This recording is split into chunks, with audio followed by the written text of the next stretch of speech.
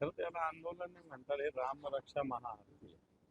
कारण प्रभू श्रीरामाचं मंदिर जे आहे ते भाविकांच्या श्रद्धेच्या पैशातून उभा राहिलेला आहे आणि याच पैशावर डल्ला मारण्याचं काम भारतीय जनता पार्टीच्या लोकांनी केलेलं आहे. आणि म्हणून प्रभू श्रीराम एक श्रद्धेचं केंद्र आहे, श्रद्धेचं ठिकाण आहे. त्यामुळे या श्रद्धेचा अवमान कुठं होऊ नये हे पकडलं जाईल. म्हणून एक रामरक्षा महाआरती सगळ्या महाराष्ट्रात आम्ही करतो, ती नागपुरात सुद्धा होणार. आणि मला वाटतं कारण प्रभू श्रीरामाच्या श्रद्धेचा अवमान अशा पद्धतीनं देशात होत असेल तर मला शिवसेनेनं सातत्यानं श्रीरामाच्या मंदिराच्या आंदोलनाला पाठिंबा दिलाय, नवा सहभाग घेतलेला आहे. म्हणून मला वाटतं शिवसेने स्थानिक पदाधिकाऱ्यांनी या रामरक्षानंतर एक उद्धवजींची छोटी सभा व्हावी यासाठी स्थानिक पोलीस स्टेशनला पत्रही दिलंय. कशा स्वरूपात ही सभा होणार आहे? नाही, मला ते माहिती नाही. हे रामरक्षा महाआरती महत्वाची तिच्यासाठी आलेले, कारण उगाच राजकीय बाकी सभा वगैरे मला नाही वाटत असं काही होऊ शकेल. ते मला जास्त माहिती, परंतु महाआरती सगळ्यात महत्वाची.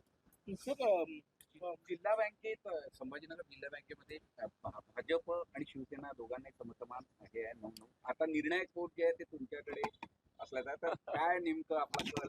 नाही, माझी भूमिका अशी आहे की तिथं कोणताही पक्ष आणू नये, शेतकऱ्यांसाठी बँक या भूमिकेतूनच आम्ही इलेक्शन लढलेलो आहे. आणि मला वाटत नाही काय भांडण कोणाची होतील, सगळे मिळून एकत्रित बसून त्याच्यात निर्णय होत असं मला तरी वाटतं. पण निर्णायक चेंडू तुमच्या कोर्टात आलेला आहे. सुप्त निर्णायक जर आला असेल तर निश्चित शेतकऱ्यांच्या हिताच्या बाजूने जो राहील त्याच्या बाजूने उभा राहण्याचा प्रयत्न करू. तसे तर दोघंही पक्ष शेतकऱ्यांच्या बाजूच्या हिताचे नाही, पण त्यातल्या त्यात विचार करू. पण त्यातलं तर कोण सरस वाटतं आपल्याला? नाही, अजून उमेदवार काही नाही ना. उमेदवार कोण समोर येतो त्याच्यावर अवलंबून आहे. जयंत पाटील आणि मुख्यमंत्र्यांची कालची भेट, एकूणच राष्ट्रवादी पवार गट एनडीए सोबत येण्याच्या चर्चा कसं बघता तुम्ही? असं मला असं वाटत नाही काही कामानिमित्त जयंत पाटील साहेब मुख्यमंत्र्यांना भेटलेले आहेत. काल दुपारी जयंत पाटील साहेबांची माझी 4 वाजता भेट झाली होती मंत्रालयामध्ये एका कामाच्या निमित्तानं.